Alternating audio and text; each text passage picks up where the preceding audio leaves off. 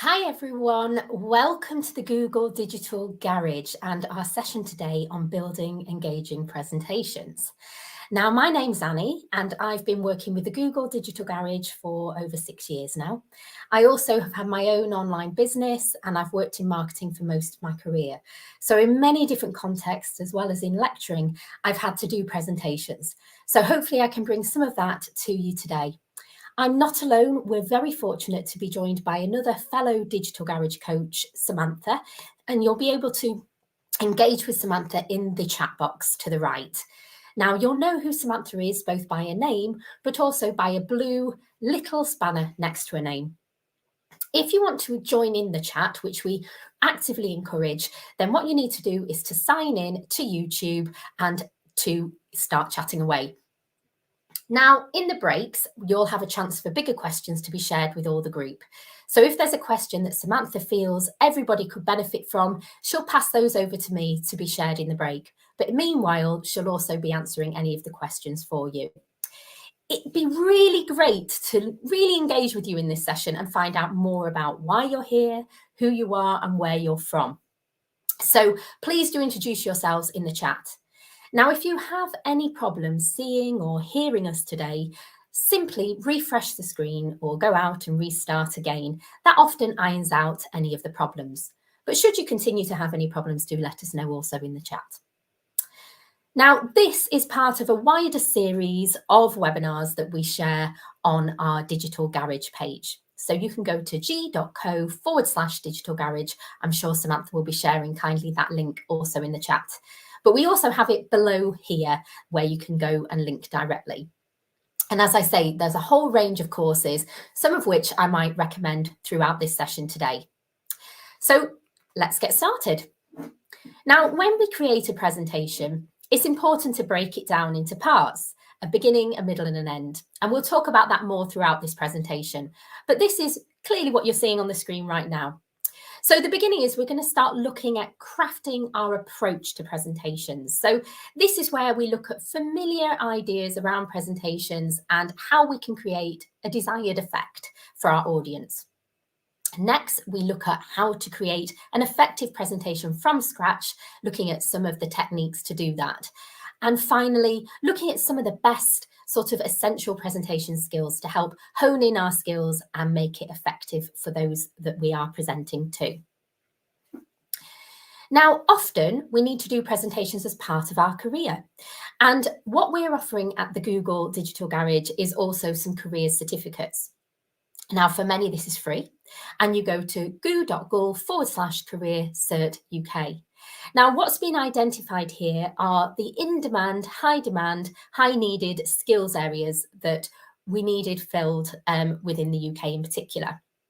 And some of those high and in-demand careers include IT support, project management, data analytics, UX design, and e-commerce and marketing. So do take a look at that when you get a chance. And I'm sure Samantha will kindly be sharing the link for us there as well. Now, I want to start, before we start talking about presentations more generally and how we can benefit from them, I'm really keen to know what were your best or worst and most memorable presentations. Sometimes those experiences can lead us to want to change that and become presenters ourselves because we've seen it done badly, or maybe we've been inspired by one that makes us want to follow the same. I've got a couple of examples of these. The first one being a really bad presentation. So I remember being at school actually, and the teacher turning around, and back in those days, it was a blackboard, not facing any of us, looking simply at the board, and writing and writing and writing on the board. There was nothing other than the scroll on the board, and the voice, the tone, and everything was just monotone all the way throughout. And every single class seemed the same. And that's why I didn't remember a lot of that subject growing up. And it always stayed with me that I wanted it to come to life and it was putting me to sleep and I needed to stay awake. So do you have any that you can remember being like that? A more positive, memorable experience that I had was actually seeing Steve Jobs giving his speech when he launched some of the Apple products. Now, he didn't just talk about what the product was and what the product did. He sold a dream. He was a visionary, and he told a story about how that product will fit into our lives and why it's important. maybe you'll think of some of those presentations that have inspired you as well. Please do share your thoughts of those presentations in the chat. Now, I've got a hello from Ramaisa from Morocco. Good morning. Thank you for joining us and for chatting with us in the chat box. So please do talk to us. Let us know, what are those presentations that really stuck with you, that you thought, oh my gosh, that was really life-changing, in fact. Sometimes you go to a presentation and there could be one thing that you take home with you and you change something in your life or in your work as a result, and it can really have a good impact. So please do share, and we'll chat about those as they come through. Now, presentations are actually used as support to kind of tell the story that we're wanting to share with our audience. So it's actually a high chance that communication is going to be the biggest impact in your career. So your career depends on how you speak, you write, and how you think in that order. And in fact, if you don't actually speak, nobody will know what you think. So how we communicate is really important. And so until we speak or write, people will not know our thoughts. So it's our chance to really share who we are, what we have to say, and what we have to offer. And with short attention spans, generally around 8 seconds or less on some media, such as social media, we have to get people's arrested attention much quicker, much more on the spot. So we have to really get people's attention through speaking in a way that is going to attract their attention. And if you can move hearts and minds, you can really forge forward in any business, in any career, and many opportunities will come your way. In fact, there's lots of languages of expression when it comes to presentation. We can inform, we can educate, we can persuade, we can entertain. So there's many different methods in which we can engage with people through our presentation skills. So have a look at the way that you present in terms of how you speak throughout this presentation. Now, I'm just going to play a short video to you now, and I'd be really interested to see what your thoughts are about this presentation, how effective the speaker was, and what you think it all meant. What you're doing right now, at this very moment, is killing you. More than cars or the internet, or even that little mobile device we keep talking about, the technology you're using the most almost every day is this, your tush. Nowadays, people are sitting 9.3 hours a day, which is more than we're sleeping at 7.7 hours. Sitting is so incredibly prevalent, we don't even question how much we're doing it. And because everyone else is doing it, it doesn't even occur to us that it's not okay. So instead of going to coffee meetings or fluorescent lit conference room meetings, I ask people to go on a walking meeting to the tune of 20 to 30 miles a week. It's changed my life. You'll be surprised at how fresh air drives fresh thinking, and in the way that you do, you'll bring into your life an entirely new set of ideas. Thank you.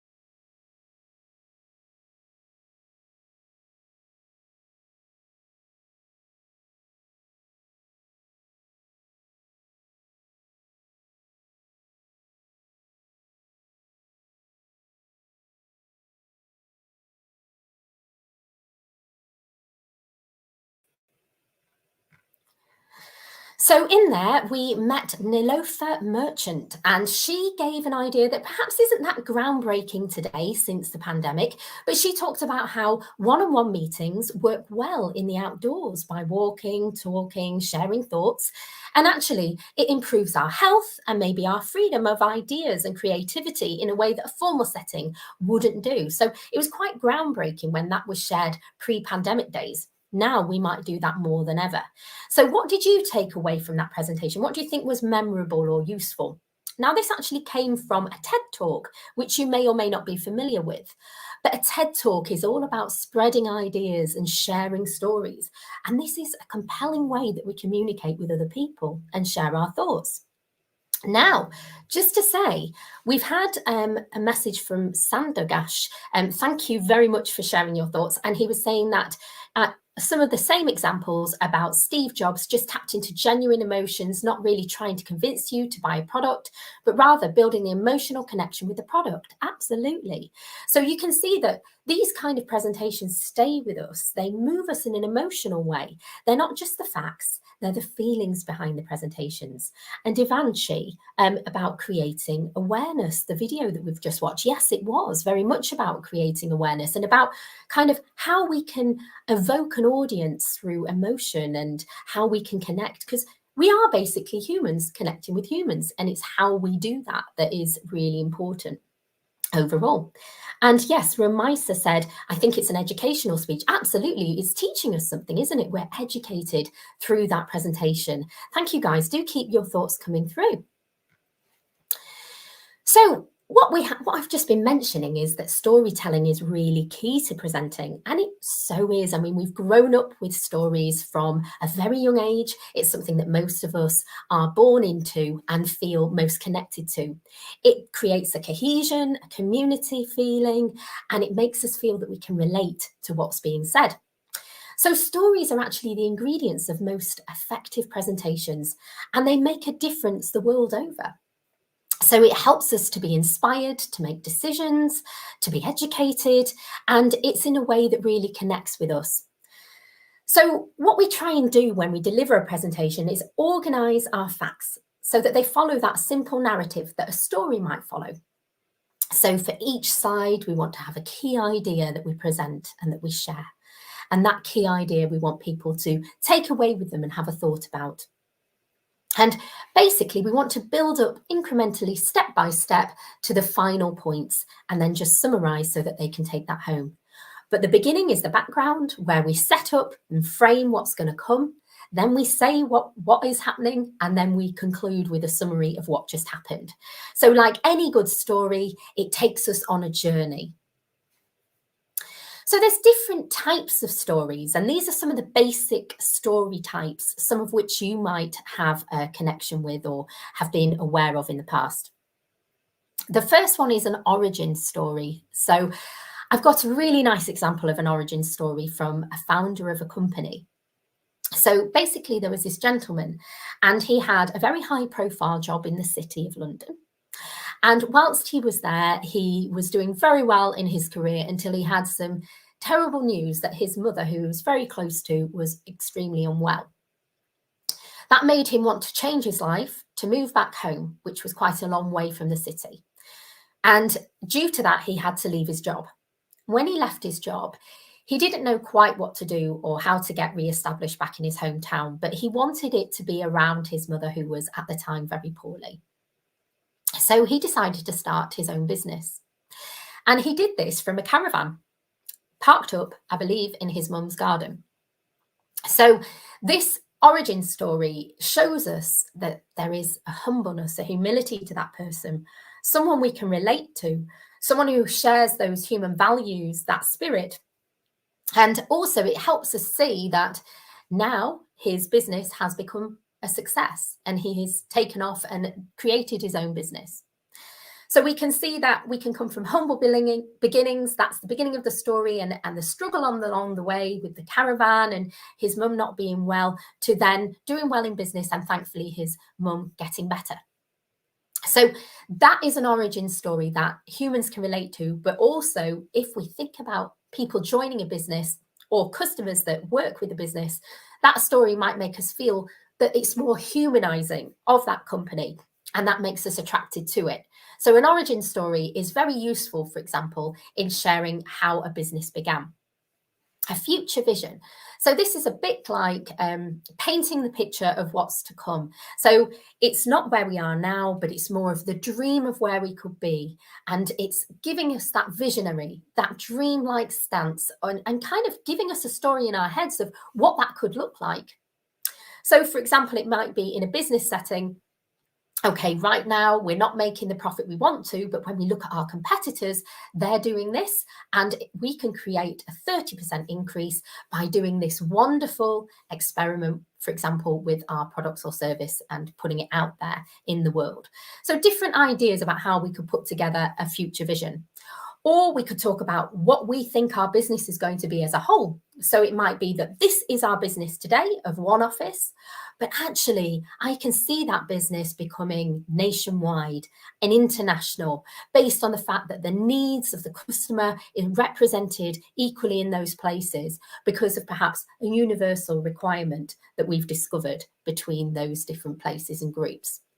So it's more about, we might be small now, but in the future we can be this big idea. Another story could be a failure or success. So often we learn through our mistakes or failures along the way, and it gives us an opportunity to show that, you know, again, yes, we realize and we recognize that these steps didn't work, but now this is something we can do to make it successful, or that has made it successful. In fact, most businesses fail. In fact, the most successful businesses fail 7 times before becoming very successful. So it's a story that is very relatable in the business world as well. Or finally, a realization story.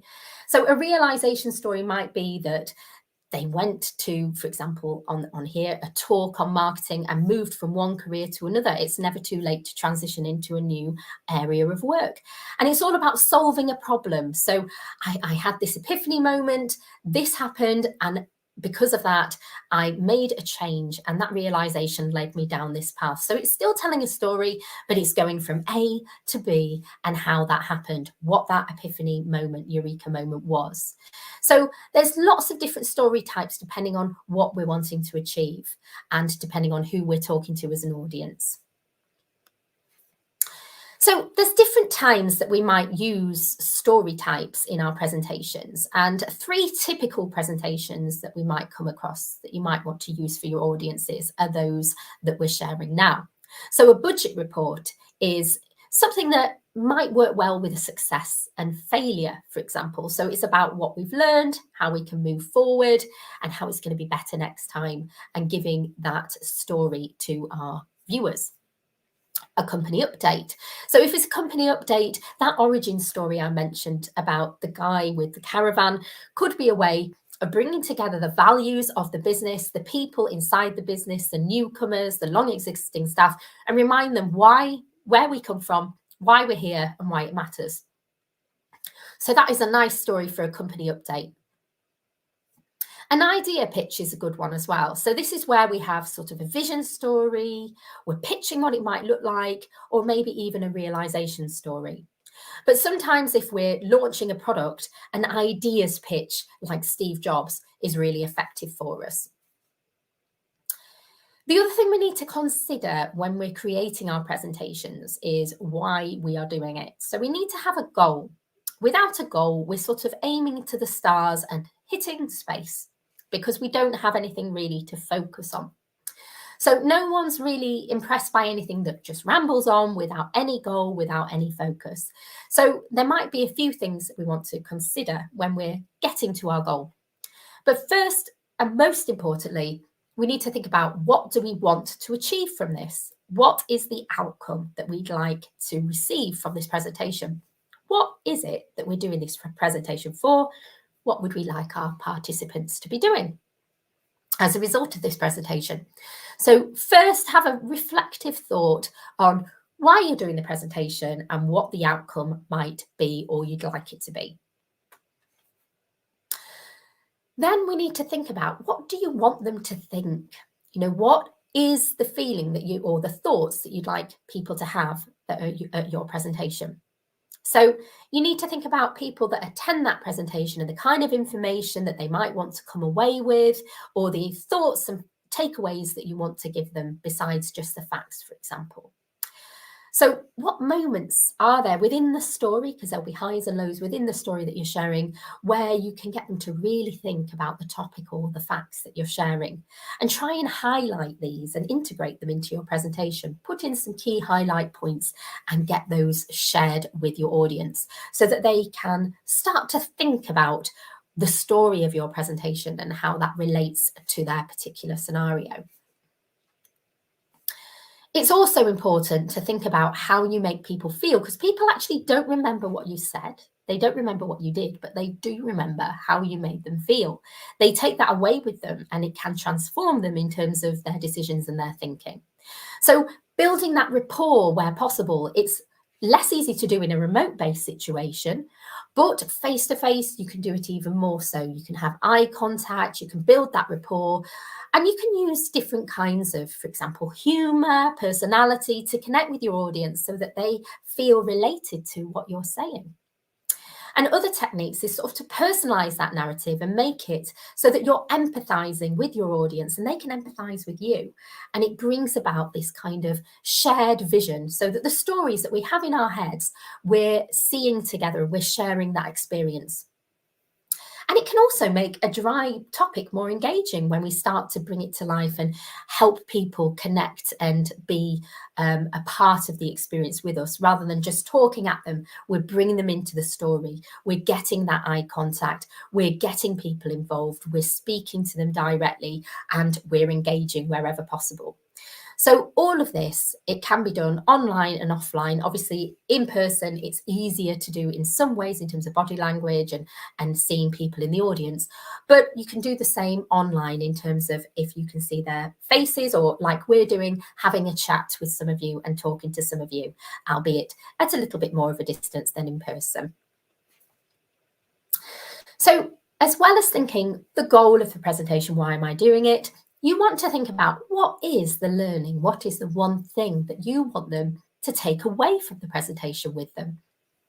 So remember, there will be a lot of content that you cover in any given presentation, but most people will only remember a very small part of it. So there's lots of things they might decide they don't need to know, but what is the one overall thing that you'd like them to take away with them and use? So for example, that TED Talk that we saw earlier, the one thing that we took away was perhaps that we don't need to have offices, our meetings just in an office. We can have them outside. We can have them while we're moving.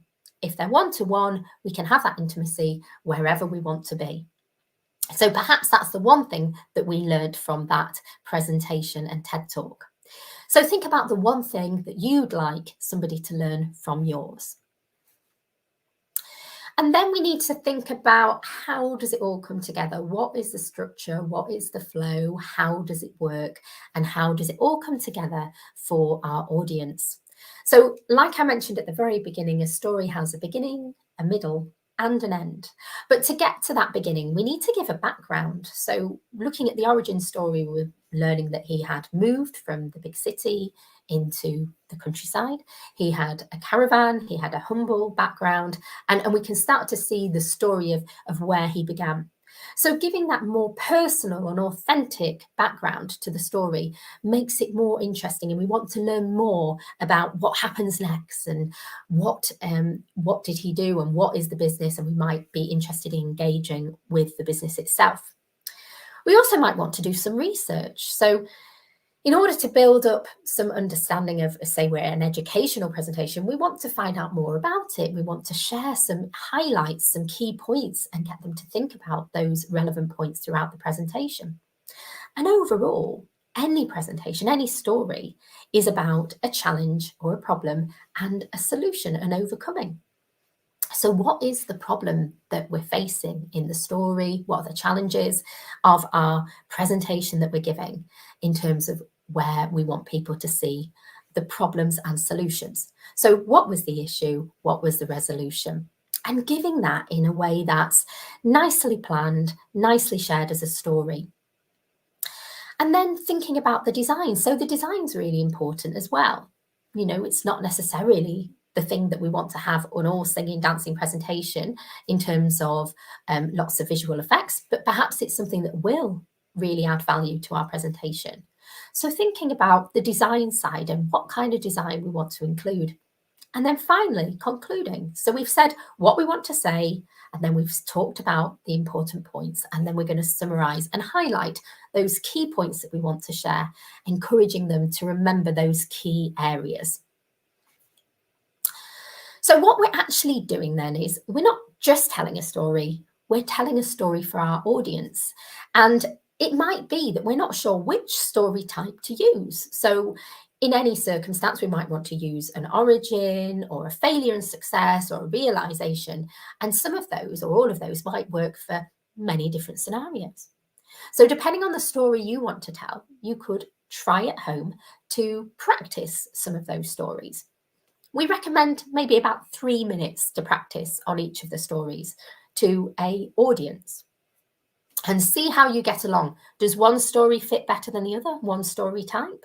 Maybe you could try a different one, and just keep trying, because practice does make perfect.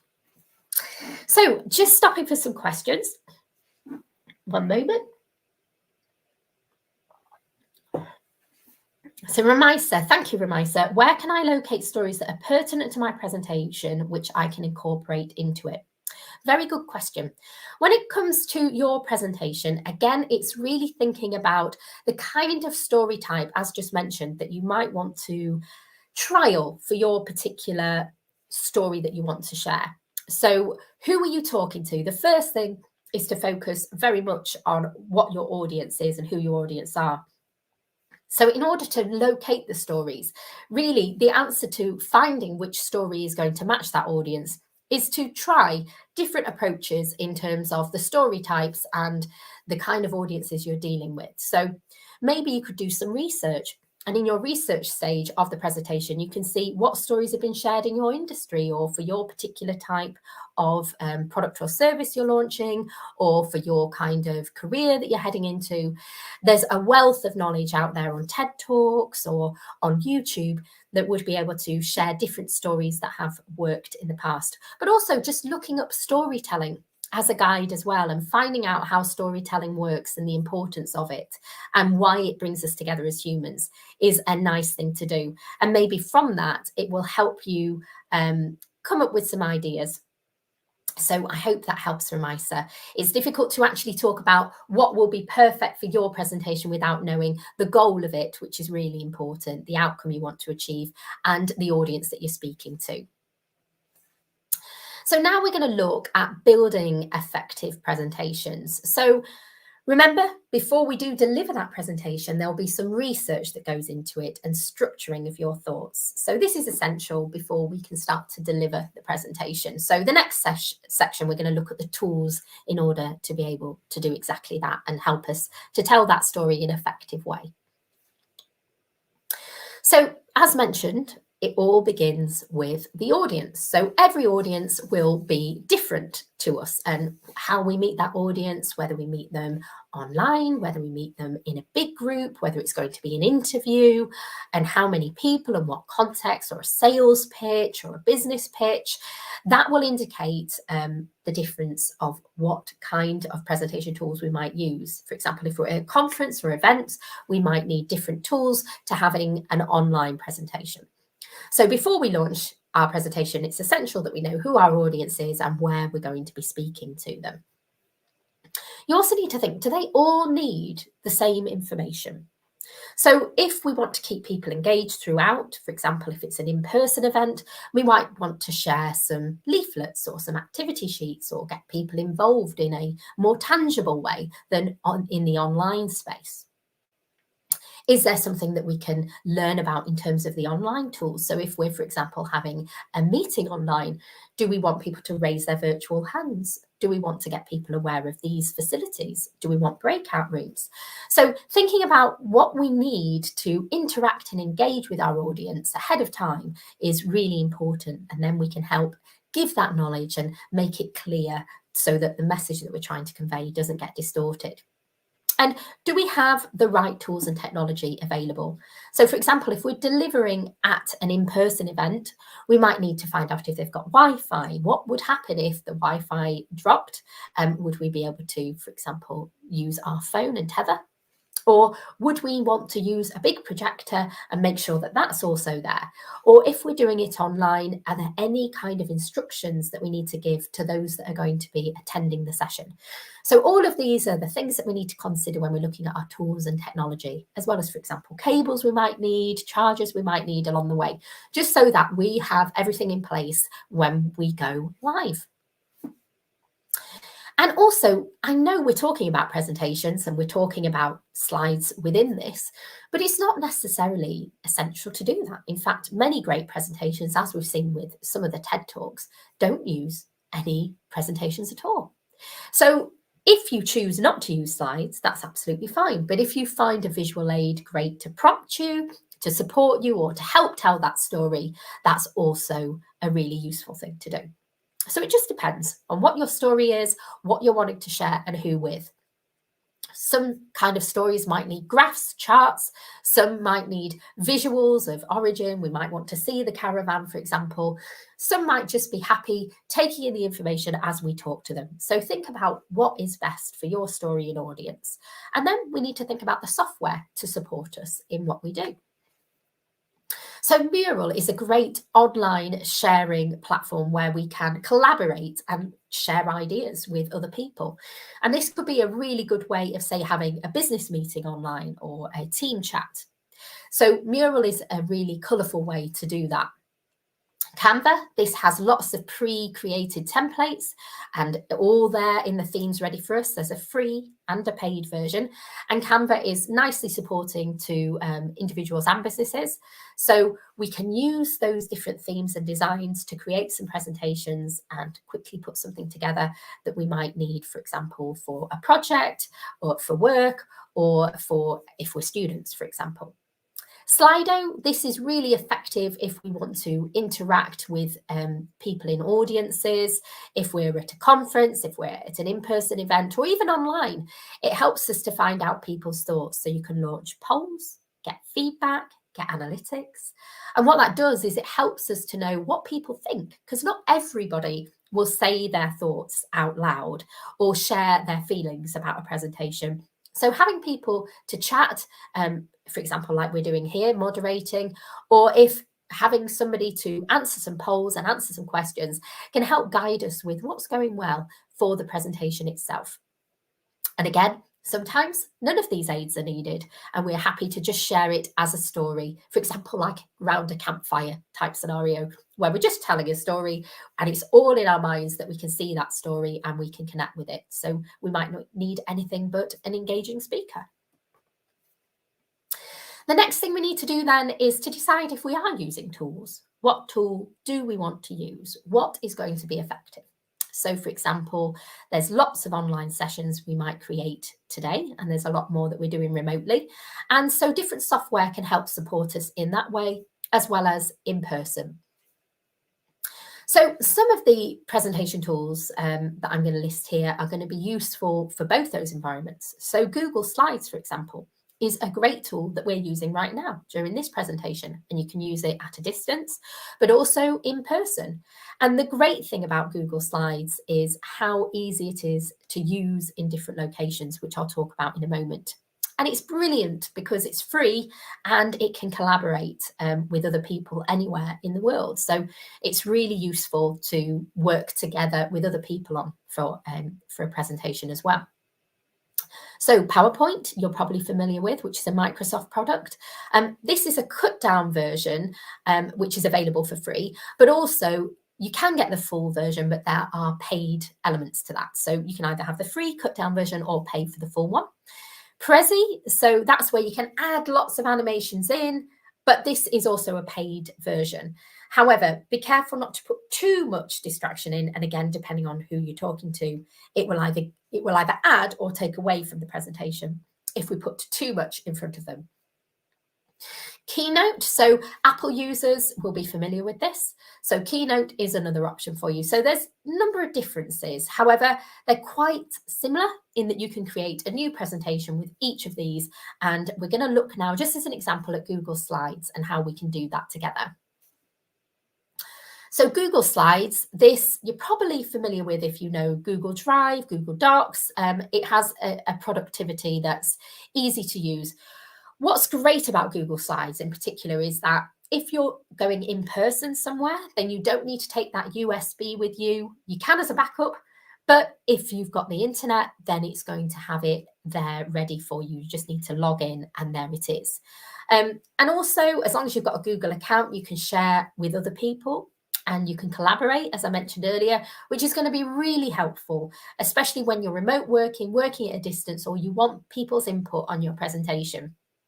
And the great thing about it is there's a revision history. So should you forget something, should something be deleted by accident, or you want to go back to a previous version, you can do that in the history settings. So there's lots of things you can do with it, as well as if you do decide you want it to be done on PowerPoint or you want it on PDF, then you can do that with Google Slides as well. So it's very flexible to your needs.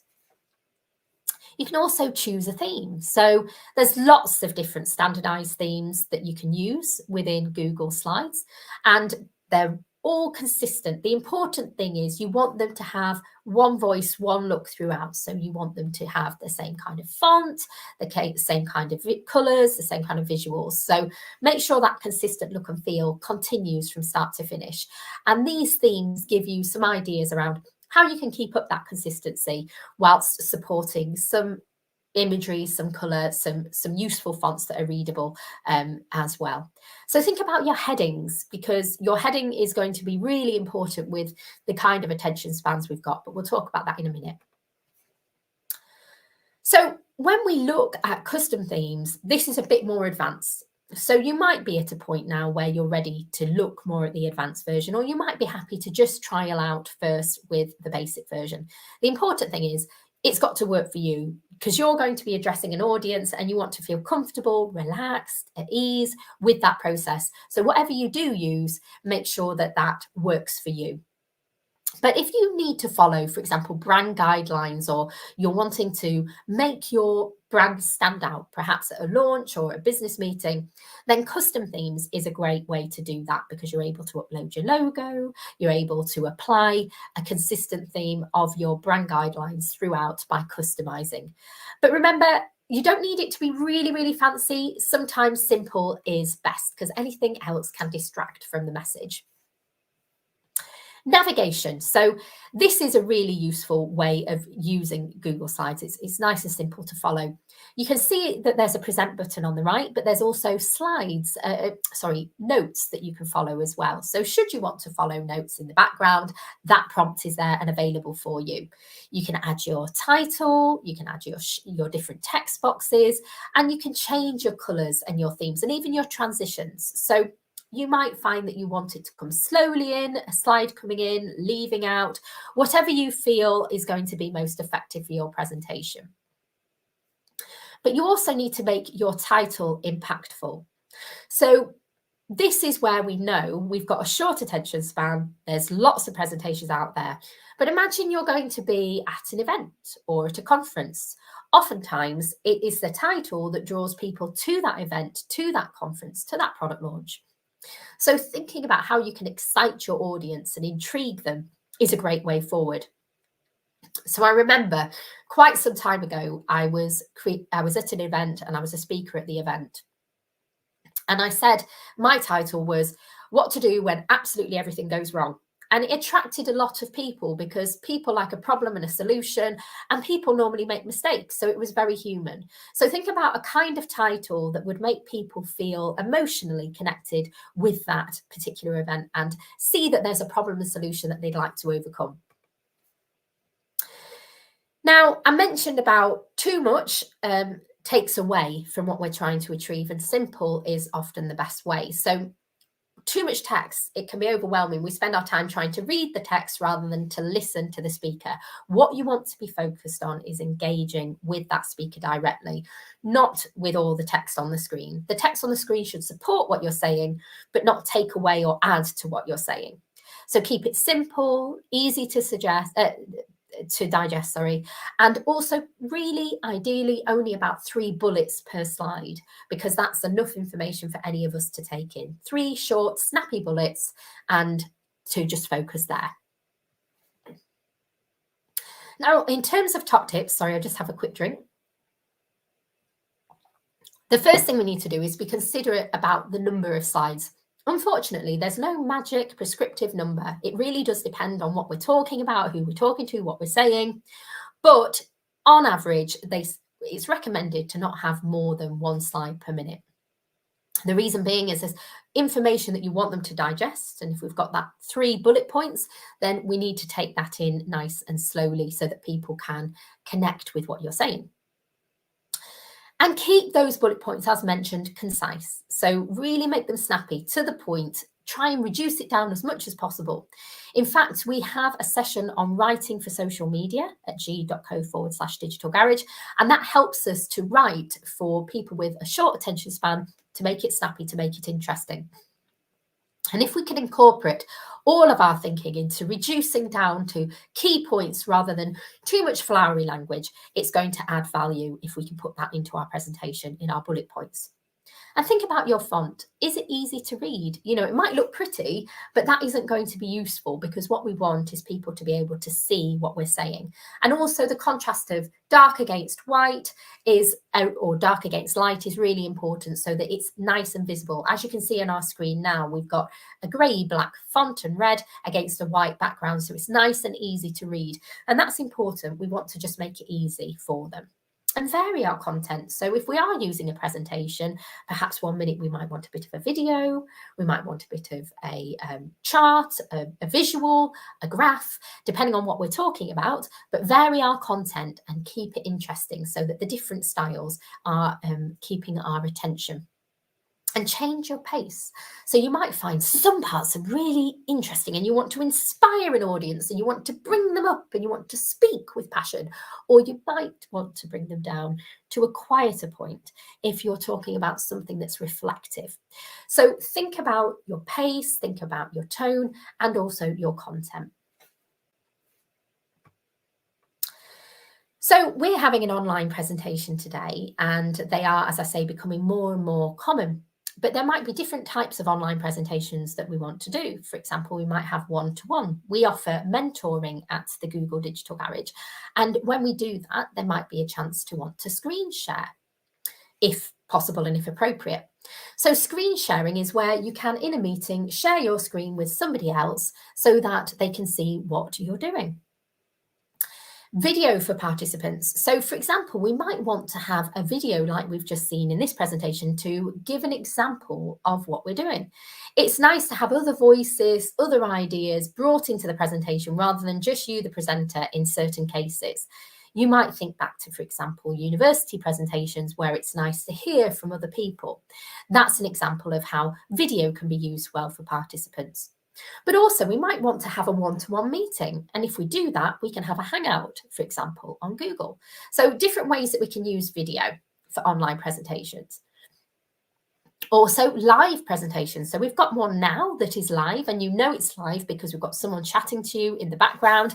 I'm speaking out to a few people here, and we can see that those people no, I'm live, you're live, we're here together. And that's a nice way to engage with your public. So if you are having something like this, which is a large streaming event, you can ask people to perhaps be a moderator to that experience, like you've got now kind of with Samantha there helping you in the chat box. Also, just think again, is it easy to do? Is it easy for you to use? Because if you as a presenter don't know how to use the equipment, it's going to really detract and take away from that presentation. And it's really going to ruin the experience for you both. And think about cost, because we don't have an endless budget necessarily, most of us don't. So think about what is affordable and what works for you and how much you want to spend. So all of these are some points that you want to consider before putting together your presentation. So just looking now at our question break.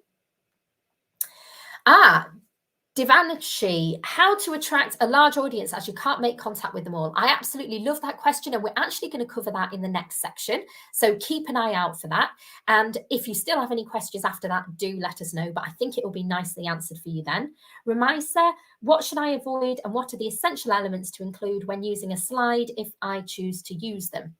So as mentioned, really, it is about keeping a slide that enhances your point, what you're already talking about, not taking away, not giving too much information, but adding to your point. So for example, if you're talking about the origin story, you might want to have a simple picture of a caravan. You're with the guy in the picture and at the beginning of his story. So you might want to use that as a visual cue rather than lots of text. And you might want to talk about that story and share those thoughts so that people can carry that story in their minds. Or if you're at a financial budget planning meeting, you might want to show a graph to show where you are now, one of those before and after stories. So a future success, and where you are now and where you can be in the future.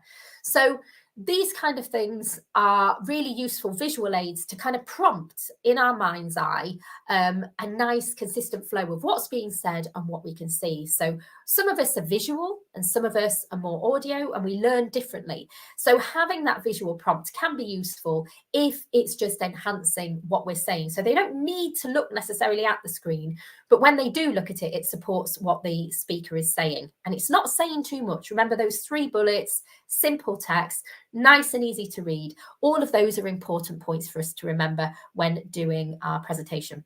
I hope, Ramisa, that's helpful for you. And thank you so much for the questions, everyone.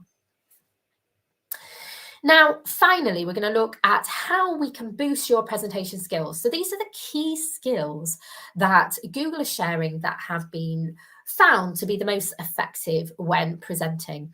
And a successful presentation does include your gestures, your facial expression, your body language. Everything really needs to be right in order to make that impact and engage your audience. So we're going to look at all those points now, bit by bit together. The first thing we want to think about is, we know we've got a goal for the presentation, but we also need to think, what kind of presenter will we be? Are we going to be a presenter, remember the best and the worst presentations? Are we going to be a presenter that looks away from the audience, doesn't engage with them? Or are we going to be one of those that really leans into the audience, who wants to connect with them, who wants to engage, who wants to find out what people think, their thoughts, their feelings, who wants to share with the group? Are we going to be that lean forward presenter? Or are we going to be the person who turns away from the crowd?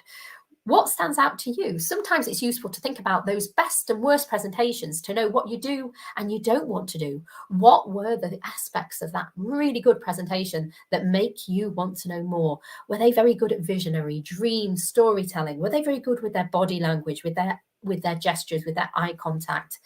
So people seem to think that good presenters are just kind of born with a gift, but actually, that is not the case. Like any skill, it's something that is crafted over time. I remember my very first presentation and feeling terrified.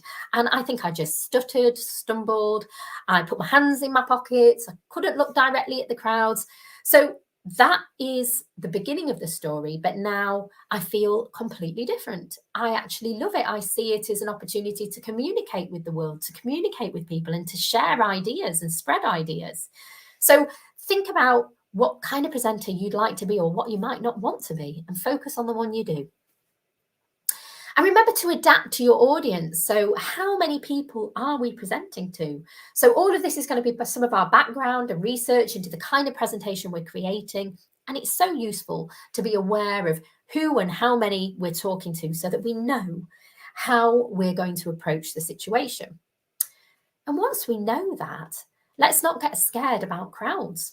So Ramisa said, Devanshi, how to attract a large audience. So I remember some massive events where I was speaking to literally hundreds and sometimes thousands of people. And what I do before the event is I go and meet a few people from the audience, get to know them on a one-to-one, shake their hands, speak to them, find out a bit of why they're there, and let them know who I am and that I'm going to be delivering the session. And then when I am up there in front of the crowds, I would pose my questions in their direction, or I'd look to them for the eye contact, but also glance at other people in the crowd, because once I had the confidence of a few, I felt that I could translate it to the many.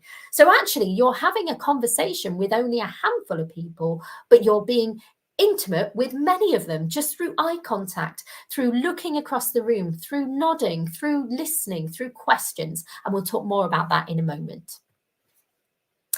So what I'm saying there is audience participation. So this is where we want not the audience to be sat just watching us. Remember that person at school that turned away, didn't look at the crowd, wrote on the board, was like this all the way through, didn't change their voice. No, we don't want that. We want somebody who says, Tell me your thoughts. Does anybody know about this? Does anybody know about that? For example, if we've got a really large crowd, let's try and they're all, for example, into music, they're all of a certain age group, we might go, who loves Beyonce? Stand up.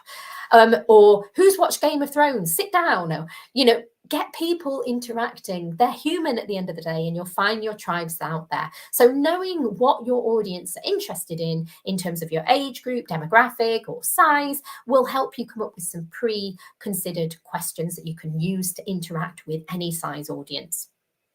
If you've got medium-sized groups, it's even better because you can start to ask questions and be appreciative of any question that comes through, because it is really a gift to you as a speaker and it's helpful to them as the audience. You're there to help them, to support them. Remember, whenever you do a presentation, whenever you do anything like that, it is actually about what you give rather than what you get. So if you focus on what can I give to my audience, what can they learn, what can they benefit from, what can they take away with them?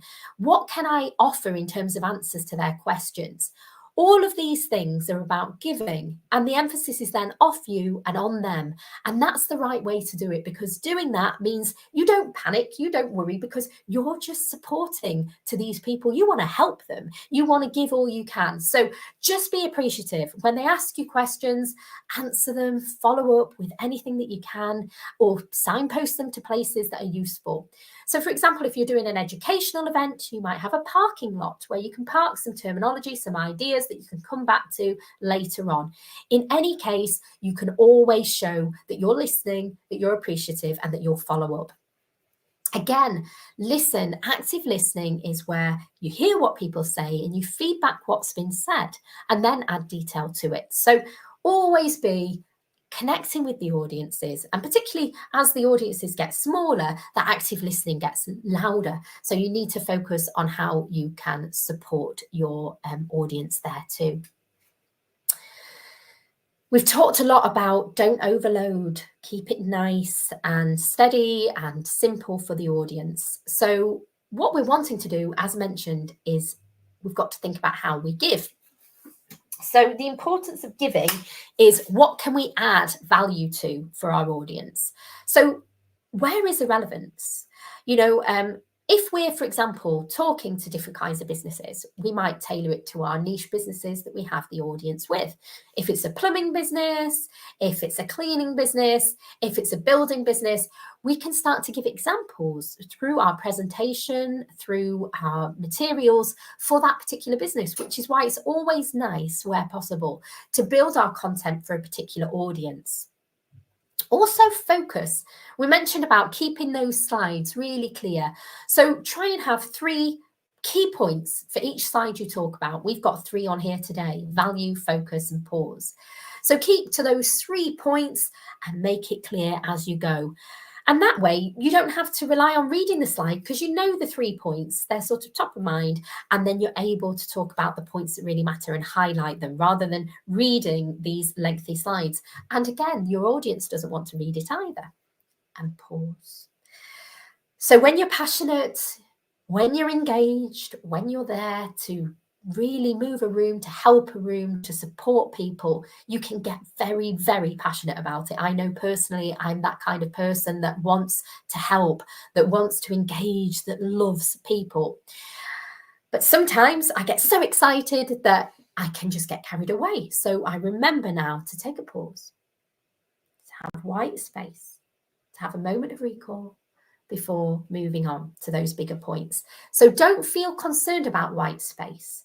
Remember that white space gives you and the audience a moment of pause to take in what's already been said. That was one of the biggest lessons that I've had, and it's certainly a useful one to consider in your own presentations. Remember, your voice is a powerful tool. You can hear in any voice a weapon of opportunity to be heard, to be connecting. You can see through being softer, through being louder, through being passionate, how that is conveying an emotion, a connection with you as an audience. So you want to adapt based on the situation that you're in. So you might change your volume. So throughout this presentation, you might have heard softer, higher points, quieter points, more excited moments. and tailor it to what suits you and your requirements and your personality best. Style. So we adapt our audience, we adapt our style perhaps to our audience, but also depending on the size of that audience, we'll consider how we connect. So we might be, for example, with a microphone around our faces, pointing around the room, or we might be sitting in a one-to-one meeting online and we'll be talking in such a way. So there's different ways that we might adapt our style and our body language based on our audience and the meeting style we have. And the tone we've talked about, but the intonation makes it more interesting, doesn't it? Whereas if it's just at the blackboard with the chalk, nothing goes in. And pace. So the highs, the lows, the crescendos, it's like music. We can move a room through taking them through the beginning, the middle, the end of the story, the highs and lows, the challenges, the solutions, like a musical piece. So it's really nice to vary the pace and the tone of your presentation. And what does your body language say about you? You remember when I did my very first presentation, this was when I was at university, when I was about 20. And I had my hands in my pockets and I couldn't do anything. I couldn't look at anyone. I was very nervous. And then I realized, actually, I needed to put my shoulders back. I needed to stand tall and that people would not be as doubtful of me if I was sure of myself. So remember what your body language is communicating.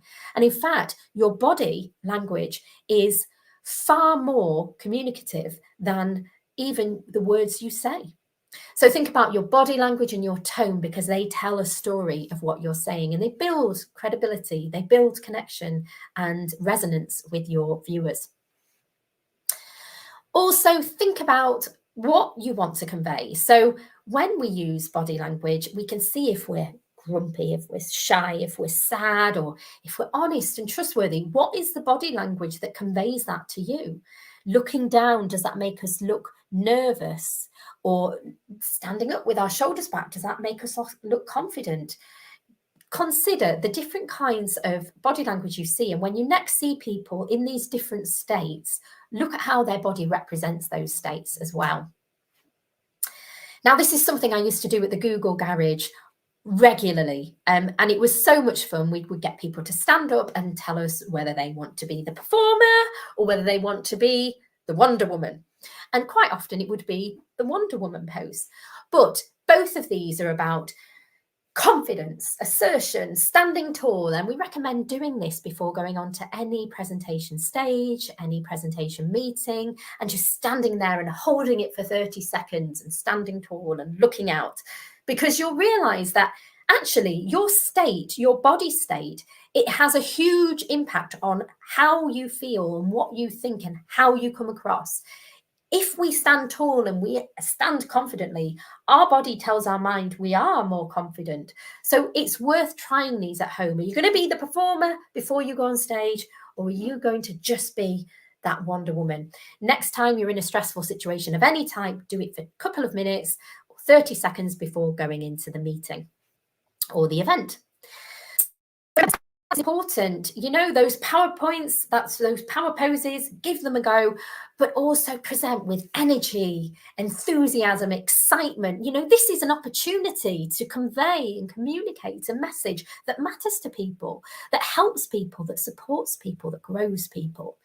And connect those bits of eye contact around the room. They only have to be 5 or 6 seconds, but with each person, nod, connect, eye contact, and smile. That movement across the room as well. Make sure you're not jittering, hands not in pockets, but perhaps you can walk across the room to talk to one side of the audience if it's a big room and walk to the other. Not too fast, but just at the right moments to pull out people from the audience. There's a rhythm to the way that we communicate, and it's worth being mindful of this. And of course, we've heard it since young, practice makes perfect. So practice, practice, practice. And although you'll see the professional at the end, you will not see all the work that goes into it behind it. So your homework, keep practicing, put it into a smartphone, watch yourself back, and you'll see the results. So a bit of a recap: adapt to your audience, think about your voice, what kind of tone, intonation, what body language you're using, and keep on practicing. So Final questions. It looks like they've all been answered brilliantly by Samantha. Thank you so much. Please do thank Samantha in the chat. She's been wonderful. And your next steps, go to g.co/digital garage, sign up for some more. Don't forget those Google career certificates and sign up for those, because we can always expand our knowledge and nothing learned is wasted. And I've been Annie. Thank you so much for your time and your attention today. I look forward to seeing you in some future sessions. Please leave your feedback at goo.gov/digital garage feedback. And I hope you've enjoyed today's presentation. Please share in the chat one thing that you've taken from today. And I thank you all for your time. And it's been great. Take care now.